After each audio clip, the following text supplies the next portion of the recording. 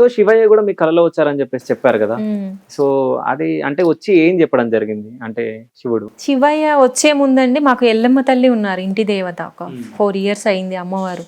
ఆ అమ్మవారు వచ్చే ముందు అండి సంకేతాలు, ఒక బయట ముగ్గు వేస్తున్నా, లేదంటే ఎప్పుడన్నా నేను గడపకి ఏదైనా పెట్టమంటది మమ్మీ, పెడుతున్నప్పుడు కానీ నా చుట్టూ ఎవరో తిరుగుతున్నట్టు సౌండ్లు, నాకు ఏదో రూపం కనిపించడము, కాళ్ళు కనిపిస్తే ఇంకా ఇంట్లోంచి పరిగెట్టుకుంటే వెళ్ళిపోయా భయం వేసి. ఇవో కనిపిస్తున్నాయి నాకు అని చెప్తే వాళ్ళు వచ్చి చూస్తే ఏం లేదు, దేవుడి గదిలోనే. ఓకే. బయట అయితే భయపడాలి, దేవుడి గదిలో. ఆ రోజు సాటర్డే అసలు ఇంకా స్వామివారి పాదాలేనా అంటే చెప్తే పిచ్చేలా ఉంటుంది, కానీ నేను చూశాను. అంటే ఒక స్పార్క్ అండి, ఒక సెకండ్ అంటాం కదా, అలా కనిపించేవి. ఒక ఆవిడ ఎల్లో శారీలో చాలా 7 feet ఆవిడ అలా కనిపించడము, ఇలా చూసి మళ్ళీ ఎవరో ఉన్నారు అనే లోపు మాయమవ్వడము, అలాంటివి ఫేస్ చేసా. తర్వాత ఒక పాము పెద్దది, ఒక 10 అడుగుల పాము అండి, చాలా పెద్దగా పడిగ విప్పి మా డోర్ కొడుతుంటే నేను లేచి ఎవరో డోర్ కొడుతున్నారని తీస్తే ఇలా ఇలా అంటూ నేను ఎల్లమ్మని వచ్చాను, శివయ్య పంపించాడని చెప్తే అస్సలు ఎంత గట్టిగా అరిచి లేచానంటే ఇంట్లో నుంచి నేను చాలా భయపడిపోయినా అప్పుడు.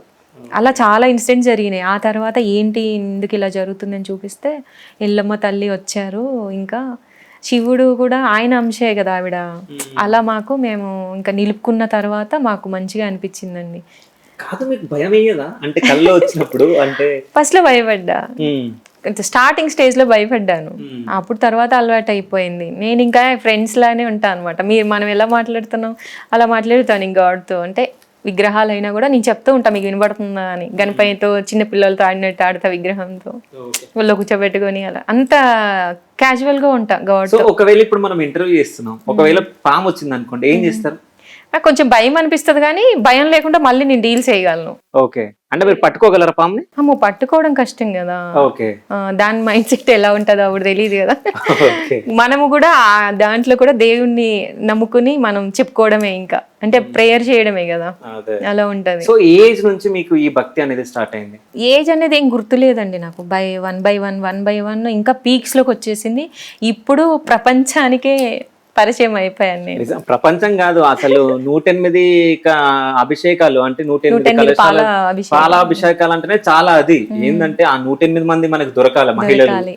సో వాళ్ళందరూ తీసుకురావాలి అభిషేకం. నేను ఫస్ట్ డే భయపడ్డానండి, కళ వచ్చింది, బాగుంది, అన్ని ప్రిపేర్ అయ్యాం, మనం ఖర్చు పెట్టడానికి రెడీగా ఉన్నాం, పెద్దదని తెలుసు, అన్ని అరేంజ్మెంట్స్ చేసాం. లాస్ట్కి వచ్చేసరికి ఈ లేడీస్ దగ్గర ఏంటి ఇప్పుడు పెద్ద టాస్క్ మనకి, ఈ 108 మంది అంటే ఎలా, అందరూ రారు కదా, 10 kilometers నడవాలి. మెయిన్ ఏంటంటే ఇంటి దగ్గర నుంచి 10 kilometers టెంపుల్కి వెళ్ళాలి, ఎవరు వస్తారు అనుకుని ఫస్ట్ కొంచెం భయపడ్డానండి. ఇంకా నేను మా ఎల్లమ్మ తల్లి గుడి ఉంది కదా, ఇంకా అక్కడికి వెళ్ళి నేను నిజమే చెప్తున్నా అండి, అసలు నిజంగా ఆ రోజు మిరాకిల్ జరిగింది. అంటే నేను ఒకరికి చెప్పలేం కదా, మన మనసులో కోరుకుంటాను, పార్వతీదేవి నీ అక్క చెల్లెళ్ళందరినీ, ఇంకోటి దేవతలు ఎంతమంది ఉన్నారో ఆ రూపంలో ఈ పాలాభిషేకానికి రావాలి అని చెప్పినండి నేను అలా కోరుకున్నా. నాకు భయం వేస్తుంది, ఎవరిని అడగాలి, ఎట్లా ఇది ఎలా మొదలు పెట్టాలి, ఎలా వస్తారు ఇంత దూరం అంటే ఎవరిని అందరికీ ఇప్పుడు బీపీలు షుగర్లు అని ఏవో చెప్తూ ఉంటారు.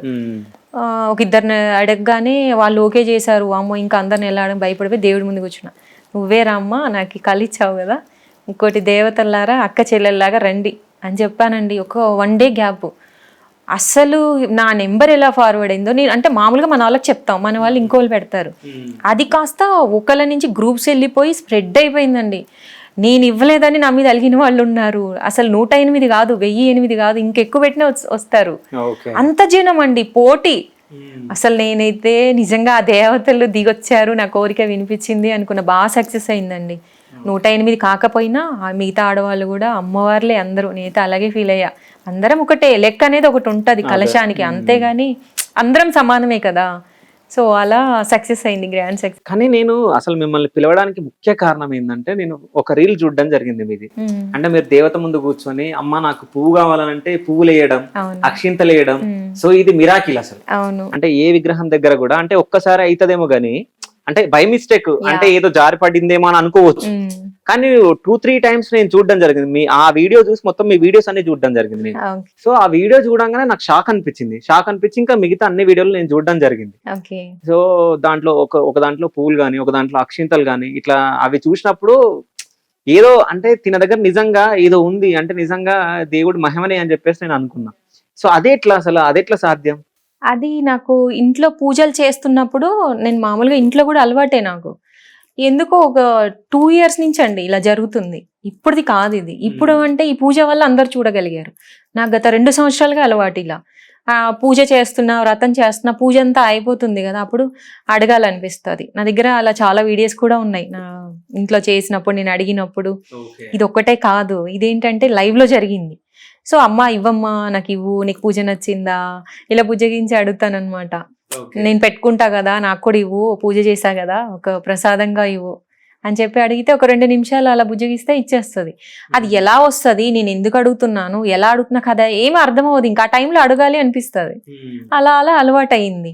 ఇంకా మొన్న కూడా అంతే, అంత పూజ చేశాను కదా, గ్రాండ్ సక్సెస్ అయింది, నీకు నచ్చిందా, నువ్వు సంతోషమేనా అని అడిగి, నాకు అక్షింతలు, పువ్వులు అన్నీ నేను ఏవేవైతే నీకు వేసానో అవన్నీ నా చేతిలో పడాలి అని అడుగుతున్నా. అప్పుడు ఆవిడ చిన్నగా ఒకేసారి వదిలేసింది. తర్వాత ఒక్క గింజ కూడా రాలేదండి. అది మనం మళ్ళీ నేను నెక్స్ట్ డే మార్నింగ్ వెళ్తే నాకు ఎక్కడి వరకు పడిందో అక్కడే అలాగే ఆగిపోయినాయి. పడితే మరి అన్ని పడాలి కదా, అస్సలు కొంచెం అయ్యగారులే అన్నారు, కొంచెం కూడా కదలలేదమ్మా, ఇవి ఇంత చూపించావు మాకు. ఇంకా మా ఖమ్మం ప్రజలైతే మామూలు హ్యాపీ కాదు, చాలా ఏడ్చేశారు అందరూ. అంటే వాళ్ళు చూడడం ఫస్ట్ టైం, నేనెవరో తెలియని వాళ్ళు కదా, వాళ్ళంతా తెలిసిన వాళ్ళకి అలవాటు, తెలియని వాళ్ళే ఎక్కువ వచ్చారు, 1000 మంది జనం ఆ రోజు లైవ్ లో. ఇంకా అది అందరికి ఓకే, ఈ కలియుగంలో ఈ అమ్మాయి దగ్గర ఏదో ఉంది అంటే ఉన్నదాన్ని గుర్తించాలి కదండి ఏదైనా, అది వాళ్ళు గుర్తించారనమాట. అలా లైవ్ లో అడుగుతున్నా కదా, మన వీడియోలో కన్నా కూడా మీకు ఇంకా లైవ్ లో చూస్తే ఇంకా బాగా అర్థం అవుతుంది. సో అంటే లేదు, ఆ వీడియో చూసినప్పుడే నాకు బాగా అనిపించింది. అంటే నాకు ఇదంతా చూస్తే ఏమనిపిస్తుంది అంటే, సంథింగ్ మీ దగ్గర ఏదో ఉంది, అంటే దేవత మీ వెనుకుందా లేకుంటే ఏందా అనేది అది పక్కన పెడితే. కానీ ఒకటి నేను చిన్నప్పుడు నేను విన్నా, అంటే మా నాన్నమ్మ చెప్పినప్పుడు, సో ఒకవేళ దేవుళ్ళకి మనం ఎక్కువ భక్తి చూపిస్తే, సో ఆ భక్తురాల దగ్గర ఎక్కువ కోరుకుంటారంట దేవుళ్ళు కూడా. సో అట్లా మీరు చాలా పూజలు చేయడం జరిగింది, అంటే రాజశ్యామల దేవి అది చాలా చెప్పారు మీరు ఇంతకు ముందు. సో అవన్నీ చేయడం జరిగింది. చేసిన తర్వాత ఇంకా వాళ్ళు మొత్తం అంటే ఈ భక్తురాలు ఎక్కువ చేస్తుంది మాకు అని చెప్పేసి వాళ్ళు కూడా ఆశిస్తారేమో కదా, అయి ఉంటది. నచ్చి వాళ్ళు అంటే కోరుకుంటున్నారు, అంటే తినైతే బాగా చేస్తుంది మాకు, సో తిన దగ్గరికి వెళ్దాం అని చెప్పేసి మీ దగ్గరికి వస్తారేమో, అట్లా కూడా అనుకోవచ్చు. అంటే ఎప్పుడన్నా ఈ టాపిక్ మాట్లాడుకున్నారా మీ ఇంట్లో? ఇందులో ఒక చిన్న కన్ఫ్యూజన్ ఏంటి అంటే, ఇప్పుడు భక్తి చాలా మంది ఆడవాళ్ళు చేస్తున్నారు, నేననే కాదండి, చాలా మంది ఇప్పుడు ఎంతమంది పూజలు చేయట్లేదు, పాపం చాలా మంది బాగా చేస్తూ ఉంటారు. కానీ నాకే ఎందుకు ఇలా జరిగింది అనే దానికంటే, మనది ఫస్ట్ పూర్వజన్మ నుంచి ఉంటదంట, మనం చేసిన కర్మలు ఉంటాయంట, మనం చేసిన మంచి ఉంటదంట, అన్ని ఇంక్లూడ్ అవుతాయి ఇందులో, ఒక భక్తే కాదు. అందరూ అక్కడే ఆగిపోతున్నారు, తినకే ఎందుకు ఇలా జరుగుతుంది అన్నది. సో మనం చేసినవన్నీ కూడా అన్ని కలిసి రావాలి, నేనైతే అది నమ్ముతా అండి. ఎందుకంటే పెద్ద పెద్ద పురాణాల్లో కూడా ఉంటది. ఇప్పుడు మనం ఎవరికైనా హాని చేసి వచ్చి, దేవుడా నేను డోర్లు వేసేసి నీకు ఇవన్నీ చేసేసాను, నీకు పెట్టేశాను అంటే అది కరెక్టా? సో అది మనం ఫస్ట్ మనం క్వశ్చన్ చేసుకోవాలి ఎదుటోళ్ళని. కొంతమంది ఏదో ఒకటి అంటూ ఉంటారు కదా, అనే ముందు ఒక్కసారి మనం ఎందుకు ఇలా జరుగుతుంది, మీరు దేవుణ్ణే కదా నమ్మేది, మనిషిని నమ్మద్దు, దేవుని నమ్మండి. సో దేవుడు డైరెక్ట్ గా వస్తే మనం చూడగలమా? ఇలాంటివే వింతలు జరుగుతూ ఉంటాయి, దాన్ని మనం నమ్మాలి. ఆ నమ్మటం వల్ల వచ్చే నష్టం ఏం లేదు, మీకు పాజిటివ్ వస్తుంది, మీ మనసు హ్యాపీగా ఉంటది, మీరు చేసే పనిలో ఒక ఎగ్జైట్మెంట్ ఉంటది, మీకు ఎన్ని ప్రాబ్లమ్స్ వచ్చినా మీరు హుషారుగా చేయగలరు. సో ఒక చిన్న లాజిక్ ని మిస్ అవుతున్నారు అందరూ, అంటే గబుక్కుమని ఒక మాట అనేస్తున్నారు, అనే ముందు ఒక్కసారి ఎవరిని అంటున్నారు. సో దాని గురించి మనం తర్వాత మాట్లాడదాం, చాలా ఉంది వాళ్ళ గురించి మాట్లాడాలి. సో దానికన్నా ముందు ఇప్పుడు రాజశ్యామల దేవి వ్రతం సంథింగ్ మీరు హోమం అభిషేకాలు హోమం, సో అంటే చాలా హోమాలు చేయడం జరిగిందని చెప్పి మాట్లాడడం జరిగింది. సో రాజశ్యామల దేవి హోమం చేయడానికి కారణం ఏంటంటే, సో వాళ్ళకి ఏదో కావాలి, ఆస్తిపాస్తులు ఇంకా పెరగాలి, మంచి జాబ్స్ రావాలి, అంటే మేము ఒక గొప్ప పొజిషన్ లో ఉండాలి, ఇది ఎక్కువ రాజకీయ నాయకులు చేసుకుంటారు, అవునా? సో మీరు ఎందుకు చేయాల్సి వచ్చింది అది? రాజకీయ నాయకులు చేస్తున్నారని మీరే అన్నారు కదా, వాళ్ళు ఎందుకు చేస్తున్నారో కూడా మీకు తెలుసు కదా. అదే మరి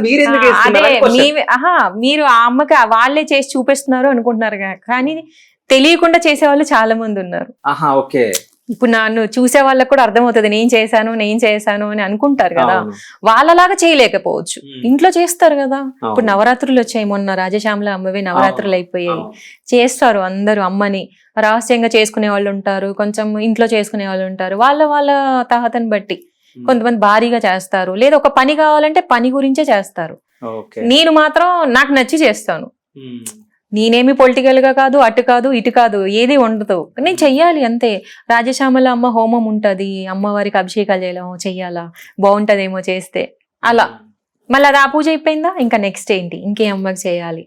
ఇప్పుడు ఆపరేషన్ లేకుండానే మోకాళ్లకు ప్లాస్మా ట్రీట్మెంట్. మీ ఆర్థోపెడిక్ సమస్యలన్నిటికీ రోబోటిక్ టెక్నాలజీ ద్వారా తక్కువ ఖర్చుతో శాశ్వత పరిష్కారం. Free consultation. ప్రతి ట్రీట్మెంట్ పై 20% డిస్కౌంట్. ఈ ఆఫర్ కొద్ది రోజులు మాత్రమే. త్వరపడండి.